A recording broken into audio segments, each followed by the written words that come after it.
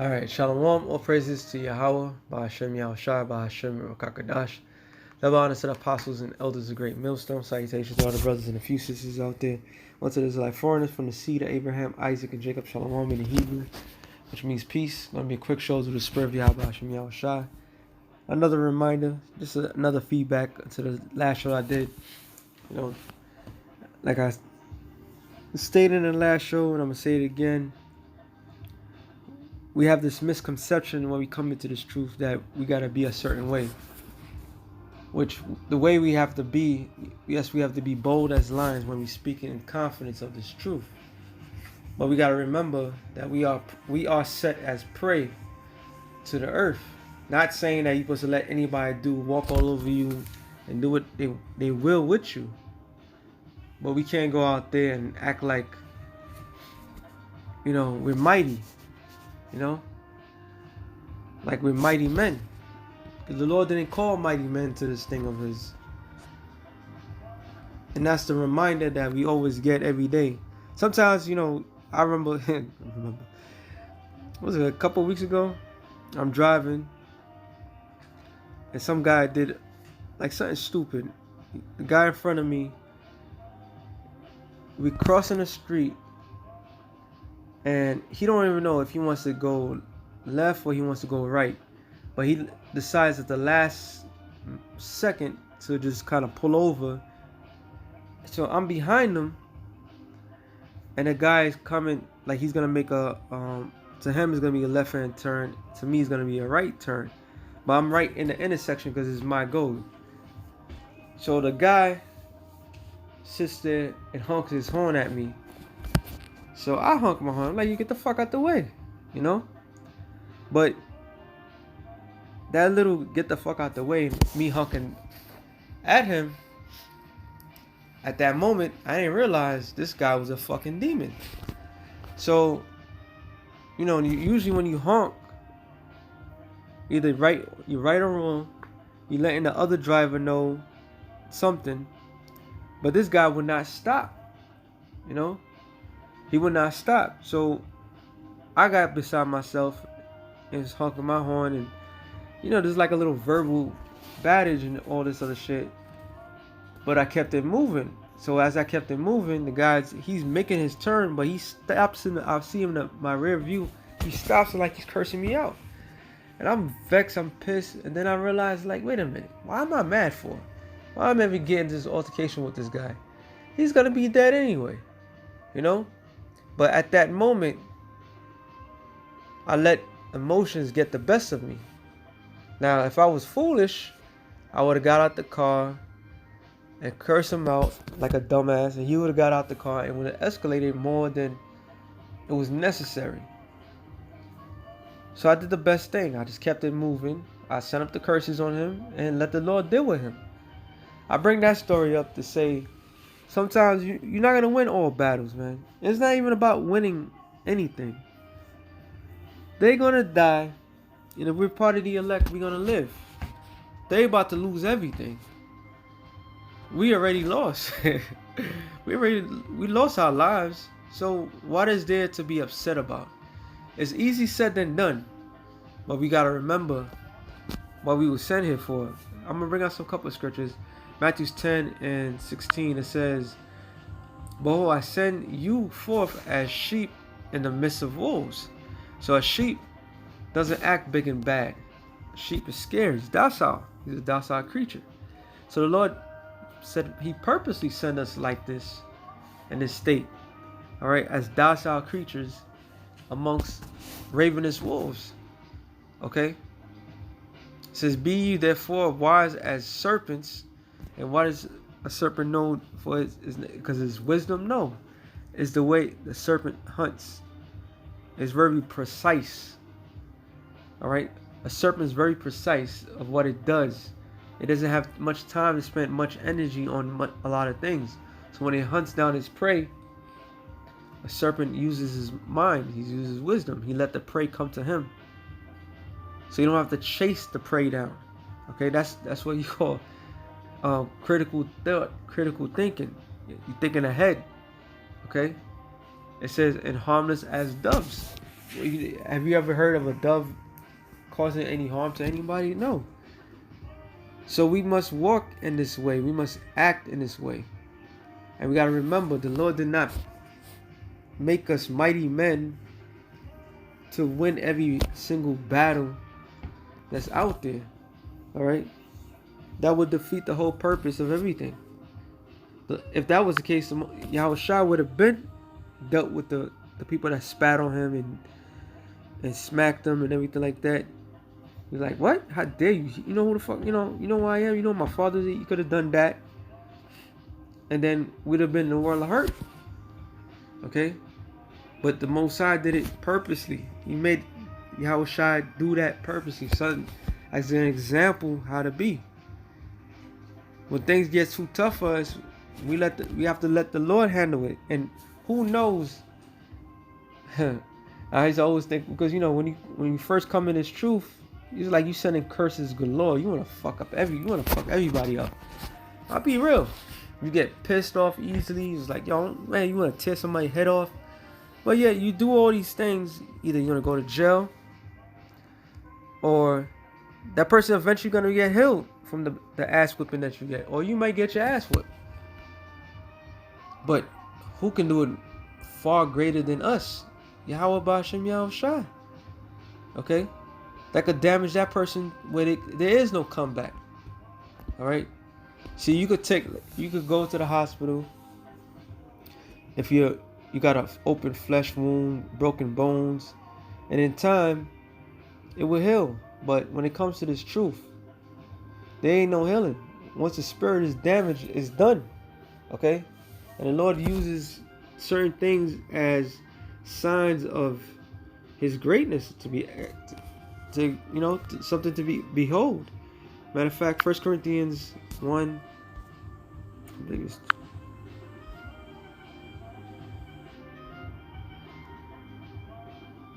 1 Corinthians 1 and 25, because of the foolishness of the Most High is wiser than men, and the weakness of the Most High is stronger than men. For you see your calling, brethren. So we all got to remember, we've been called to this thing of ours. All right? We've been called.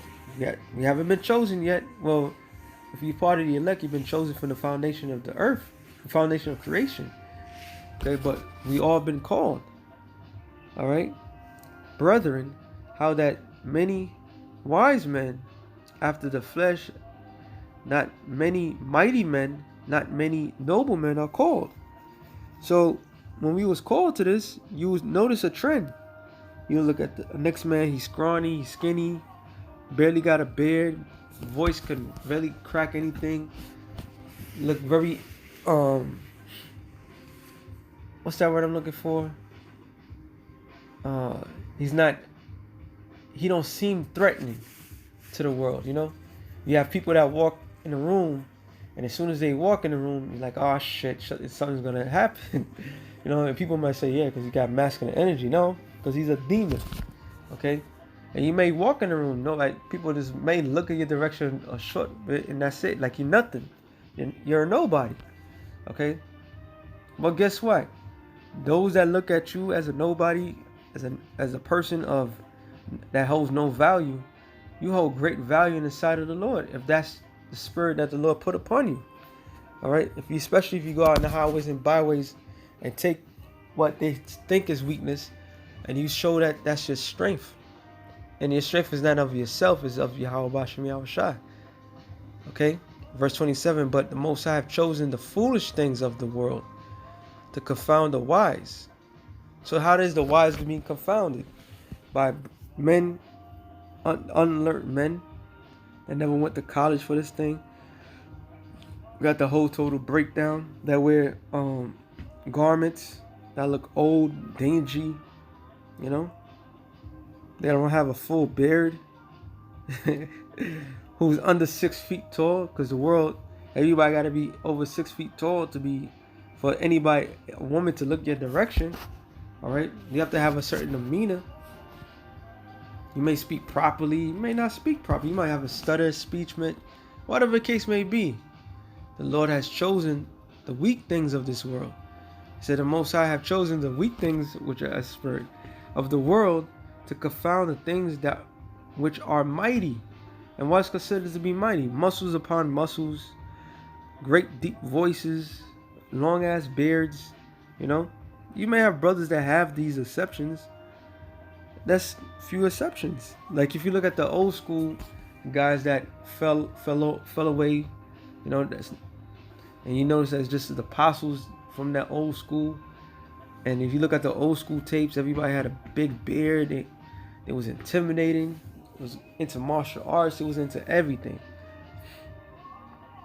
They had muscles upon muscles. They came from a tough old school era, you know. And where are they? Where are they? You know. So the Lord is not concerned about the outer appearance, which I was gonna get that, but it doesn't matter. I'm just gonna quote it. The Lord is concerned about your inner spirit. All right. And our inner spirit is more mightier than anything that anybody can muster. It's gonna be proven in the time to come. All right. The man that seemingly unintimidable, if I'm saying it right, you know, that doesn't give the imitation that he's mighty and strong, or what the world said, oh, that masculine energy is gonna be more mightier and powerful than anybody that deems that type of energy. All right. And I got a couple more scripts. I'm gonna make this long. Because the Lord is not looking. He doesn't look to those things. Those things are foolish. Matter of fact, real quick, Job 5:15. It says, "But he saveth the poor from the sword, and from the mouth, and from the hand of the mighty." And this is what the Lord is doing. He's about to do. Because we're poor. All right. We're poor financially. We're poor. You know, our spirit is on the high, but we look feeble. Like you could just blow on one of us, we'll look like we'll fall down. But that's who the Lord is dealing with. So the poor have hope, and iniquity stoppeth from mouth. So we have hope in Yahweh Bashem Yahushua. We have hope that He has our back, because according to the formula of things, which I'm going to get it real quick, Psalms 51, I'm going to the point, which is a heavy Psalms. I believe it was 15, Psalms 51 and 16. "For that desire not sacrifice, else would I have given." So the Lord doesn't desire physical sacrifice. In other words, in the ancient world, when a man sinned, he had to sacrifice a beast in order to have that sin blotted out. That's not what the Lord really desired. All right. Matter of fact, real quick, before I get my wording out of it. In other words, before, you know, when you have a precept in mind, and you might talk your way out of it and pass it. 1 Samuel 15, I believe it's 19. Salakia 22. 1 Samuel 15 and 22. And Samuel said, have the Lord has greatly delighted in burnt offerings and sacrifices, as obeying the voice of the Lord. So the Lord doesn't care about the sacrifice. He doesn't care about obedience. All right. And what is our main objective right now? We must be obedient unto death. But how do we present ourselves? We present ourselves as a living sacrifice. So if you present yourself as a living sacrifice, you're not mighty. You're not strong. Okay? The desire is to have Yahweh Bashem Yahushua fight for us. That is the main goal. Okay? That's what we want. Yeah, eventually we're going to have, Lord willing, we have spiritual powers and so forth. But not every man is going to have spiritual powers. Okay? Is desire, which I'm going to read on, it says, "Behold, to obey is better than sacrifice, and to hearken than fat of the rams." So this is what Samuel told Saul. Because Saul didn't listen. He did not obey. So the Lord doesn't care about sacrifices. He cares about obedience. Okay? Obedience unto him. What Lord Yahushua said it. He said, "I send you forth as sheep amongst wolves." Sheep cannot fight against wolves, man. Psalms 51 and 17. It says the sacrifice of the 16, for that desire not sacrifice, else would I have given it. I delightest not in burnt offerings. The sacrifice of the Most High are a broken spirit, a broken and contrite heart. O Yahweh, thou wilt not despise. So when a man is broken in the spirit and he's crushed because the world is too overwhelming for his spirit, that is the time that the Lord steps in. That's when he intervenes in our behalf. All right? Especially if it's sincere and you can't take it no more, and you pray upon him, you cry upon him, that's when he comes. So we got to understand the way the Lord's about to do this, man. We're going to be in a position that we all wish we never was in, but that's the position that he wants us in. And you can always tell in your personal life the things that the Lord do unto you. Like you felt like you may cry, you feel like you're about to lose it, and then out of nowhere, he comes and he delivers. All right, that's how the Lord works, man. We are his people, he's our power. So how else he's gonna show that power?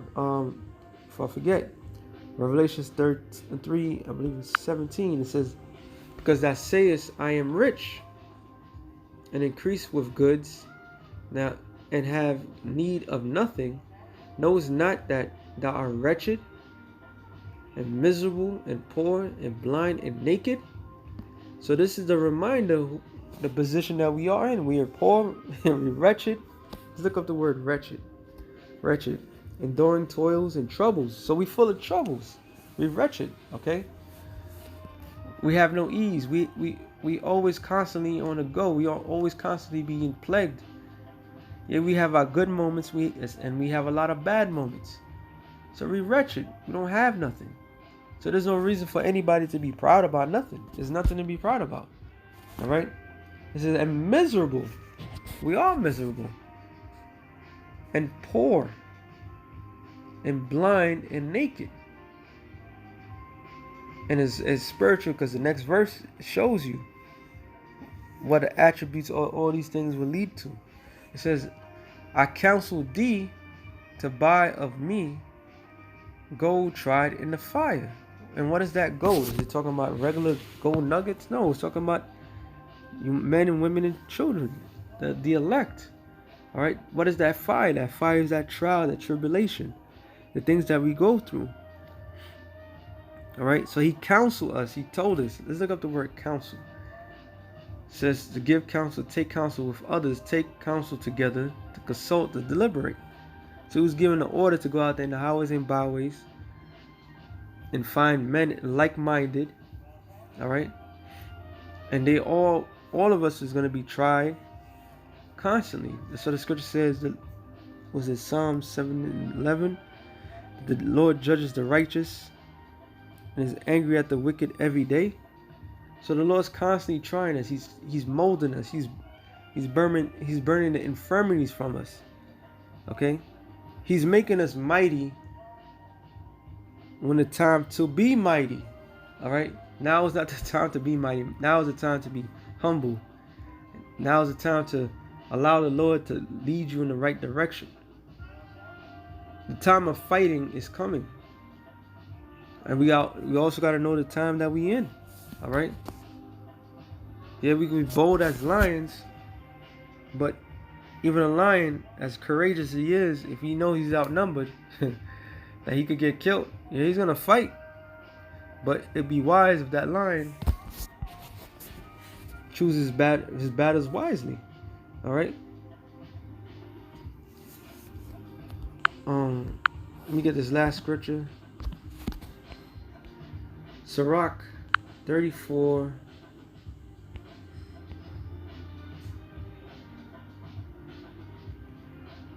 And chapter is bad. I'll start at 11. When I traveled, I saw many things, and I understood more than I can express. I was oft times in danger of death, yet I was delivered because of these things. So this is an experience that's being said. The spirit of those that fear the Lord shall live, for the hope is in him that saveth them. So our hope, our strength, our everything is in the Lord. All right. That's why the Lord put us in certain circumstances, so we could be more reliant on him. Whosoever feareth the Lord shall not fear nor be afraid, for he is his hope. Okay. It says, blessed is the soul of him that feareth the Lord, to whom doeth he look. Who is his strength? Is he going to look at himself as his strength? Is he going to be confident in himself? No, his strength is from outside. Our strength is in the heavens. These people's strength is in bullshit. All right? Yeah, they may win a couple battles here and there, but overall, they're about to lose everything. Everything. Everything that they love, everyone that they love, which is going to break them, which they're not molded for that. We got to think about the bigger picture. We being molded for greatness. We're about to lose everything, but we about to gain everything. You know? For the eyes of the Lord are upon them that love him. He is their mighty protection. So we don't have to be mighty men, because we have a mighty protection and strong stay, a defense from the heat, a cover from the sun at noon, the preservation from the stumbling, and the help from the falling. He raises up the soul and lighten the eyes. He giveth health, life, and blessing. Who does all this? Yahweh B'Shem Yahushai. All right. He that sacrifice of a thing wrongfully gotten, his offering is ridiculous, and the gifts of the unjust are not accepted. So this is why Samuel said to Saul, because Saul, he did the seemingly outside thing that was appeasing, but he broke the number one thing. He was not obedient. And for us in this truth, it is about being obedient. I'm speaking for myself as I'm saying this out there. This is the most important thing. All right, we must be obedient to Yahweh B'Shem Yahushai. That's the acceptable sacrifice. That's the acceptable thing that in the sight of the Lord. Do as he say. The Most High is not pleased with the offering of the wicked, neither he pacified for the sin by the multitude of sacrifices. Whosoever giveth an offering of the goods of the poor doeth as one that killeth the son before his father's eyes. Meaning wrath is to come. The bread of the needy is their life. He that defraudeth him thereof is a man of blood. He that taketh away his neighbor's living slayeth him. He that defraudeth the labor of his hire is a bloodshedder. So everything that someone does wrong unto us is going to be met back and then some. Far greater than we can imagine what the Heavenly Father is going to do unto them. And a lot of us can contest to that.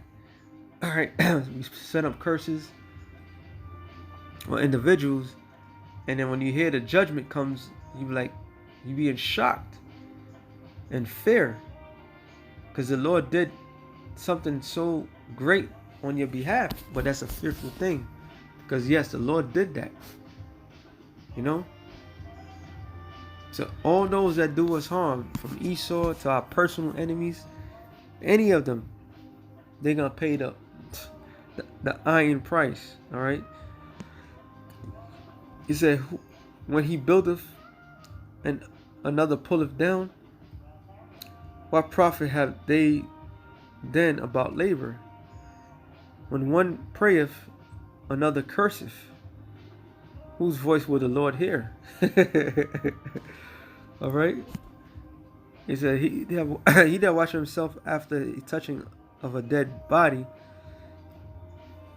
is he that toucheth again what anvils his washing. Alright, so you get the point. The Lord is dealing with us, the feeble, the weak. That's why we health problems constantly. You could be fine 1 minute and next thing you're weak. Anybody sees that, like, I could take an opportunity of taking that from them. But our help is in the heavens, man. You know? Matter of fact, let me end it off on this.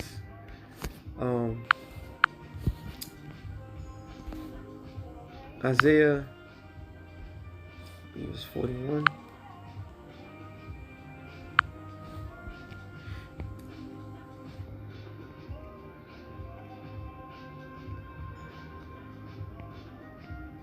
Isaiah 41 and 8. But thou, Israel, art my servant, Jacob, whom I have chosen, the seed of Abraham, my friend. Thou, whom I have taken from the ends of the earth, and called thee from the chief men thereof, and said unto thee, Thou art my servant, I have chosen thee, and have not cast thee away. Fear thou not, for I am with thee. Be not dismayed, for I am thy power. I will strengthen thee, yea, I will help thee. Yet I will uphold thee with the right hand of my righteousness. So it's not us that's going to give us strength, it's Yahweh B'Shem Yahushua. It says, Behold, all they that were incensed against thee shall be ashamed and confounded. They shall be as nothing, and they that strive with thee shall perish. Thou shalt seek them, and shall not find them, even them that contended with thee. They that war against thee shall be as nothing, as a thing of naught. For I, the Lord thy power, will hold thy right hand, saying unto thee, Fear not, I will help thee. Fear not, thy worm Jacob, and ye men of Israel, I will help thee, saith the Lord, and the Redeemer, the Holy One of Israel. Alright, so it's the Lord that's going to help us. The Lord is going to guide us. The Lord is going to put us in a position of power. The Lord is going to do all these things. And the Lord is going to make us mighty. And David said it the best. The Lord taught his hands how to fight. So we have nothing to worry about. Alright? So with that being said, I hope your brothers edify. Shalom to the elect of the nation of Israel. Shalom.